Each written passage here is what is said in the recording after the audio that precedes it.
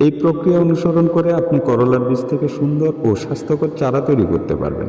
এই পদ্ধতির বিশেষত্ব হলো এতে বীজের অঙ্কুরোদ্গমের হার অনেক বেড়ে যায় এবং চারাগুলো শক্তিশালী ও রোগমুক্ত হয়।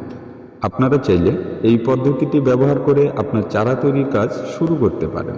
ডিসেম্বর এবং জানুয়ারি আমাদের দেশে শীতকাল হওয়ায় এই সময় করলার বীজ জার্মিনেশন করানো একটু চ্যালেঞ্জিং।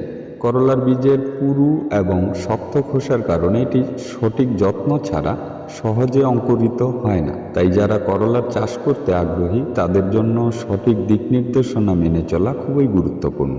আজকের এই ভিডিওতে আমি আপনাদের দেখাবো কিভাবে শীতকালেও করলার বীজ থেকে সুন্দর এবং স্বাস্থ্যকর চারা তৈরি করা সম্ভব। করলার বীজ জার্মিনেশনের জন্য কয়েকটি ধাপ অনুসরণ করা অতীব জরুরি। তাহলে চলুন ভিডিওটি শুরু করা যাক।